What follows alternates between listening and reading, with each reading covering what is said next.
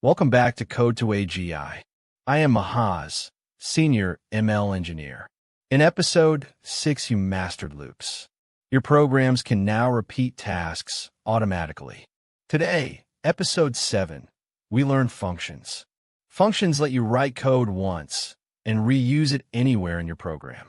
This is one of the most powerful ideas in all of programming. Every professional Python developer uses functions every single day. Let's go. Imagine you need to calculate a tip at 3 different restaurants. Without functions, you write the same calculation 3 times.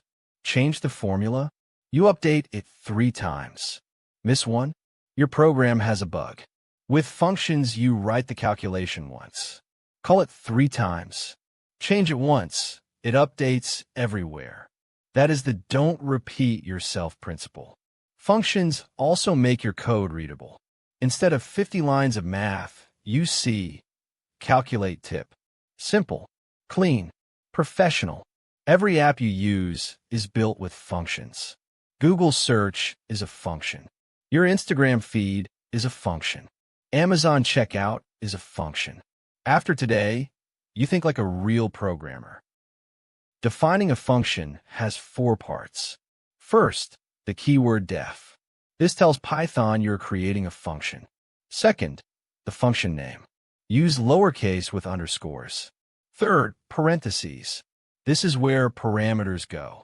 Fourth, a colon. Then an indented block with your code. Look at the example. We define a function called greet. It takes one parameter called name. Inside the function, we print hello in the name. Now here is the key difference between defining and calling. Defining a function does nothing by itself. The code inside runs only when you call the function. To call a function, you write its name with parentheses. Greet of Alice. Python runs the function with Alice as the name. Output, hello Alice. Greet of Bob. Output, hello Bob. One definition. Infinite calls. The return statement sends a value back from a function. Without return, a function prints or does something but gives nothing back. With return, the function produces a result you can store and use. Look at the example. We define @_numbers with 2 parameters, a and b. Line 2, we return a plus b. Now we call @_numbers with 5 and 3. The function returns 8. We store it in a variable called result. Then we print result. Output is 8. Without return, you cannot store the answer. With return, you can use the result anywhere. Pass it to another function. Store it in a list. Compare it in an if statement. Return unlocks the full power of functions. Functions can take multiple parameters. They can also have default values. Look at the first example. The function power takes base and exponent. It returns base raised to the power of exponent. Calling power of 2 and 3 returns 8. Calling power of 5 and 2 returns 25. Now look at default parameters. We define greet with name and greeting equals hello. Greeting has a default value.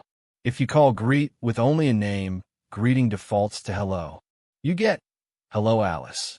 If you pass a custom greeting, it overrides the default. You get good morning Bob. Default parameters make functions flexible and easy to use. You will use them constantly in real Python code. Scope is about where variables live in your program. A variable created inside a function is local. It only exists inside that function. A variable created outside all functions is global. It can be accessed from anywhere. Look at the example. We define the variable city outside the function. That makes city a global variable. Inside the function show_city, we can read city. Output is Karachi. But if we define a variable inside a function, like message, we cannot access it outside the function. That is local scope. Python gives a name error if you try. Why does this matter? Scope prevents functions from accidentally breaking each other. Each function has its own private workspace. This is how large programs stay organized. Now, let us build a real project, a BMI calculator. BMI stands for Body Mass Index. It tells you if someone is underweight, normal, or overweight. Line 1. We define calculate_BMI with weight and height. Line 2.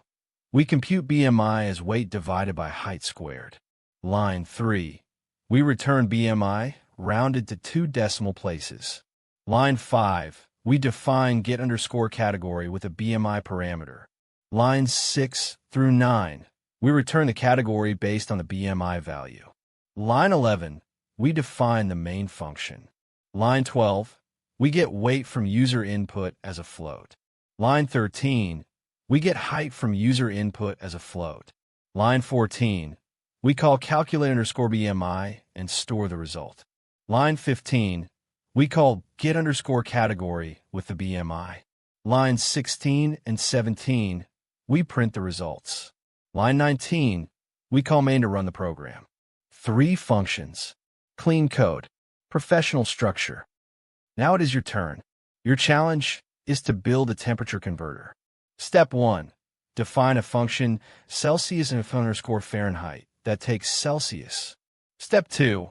Return Celsius times 1.8 plus 32. Step 3.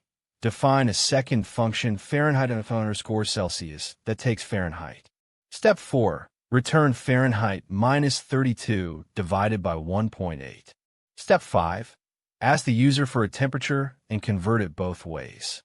Try it yourself first. Pause the video and write the code now. If you get stuck or see an error, do not worry. The complete solution code is in our GitHub repository. The link is in the video description. Go to github.com/CodeToAGI/Python-course. You will find a complete working code for every episode project there. Try first, then check. That is how real programmers learn. Let's wrap up what you learned today. Def creates a function. Code runs only when you call it. Parameters let you pass data into a function. Return send a result back out. Default parameters give flexibility with less code. Local scope keeps variables private inside functions. Global scope makes variables available everywhere. And you built a complete BMI calculator with 3 functions. In Episode 8, we learn lists. Lists let you store multiple values in one variable. Combined with functions and loops, your programs become truly powerful. Make sure you subscribe so you do not miss it. Functions mastered. Your programs are now clean, reusable, and professional. That is a massive step toward AGI. The complete project code is on our GitHub repository. Find the link in the video description. It is at github.com/CodeToAGI/Python-course. Every episode project is there, clean, commented, ready to run. If this video helped you, hit the like button right now. Subscribe and turn on the bell so you never miss a single episode. Paste your temperature converter in the comments. I will check every one. I am Mahaz. See you tomorrow in Episode 8.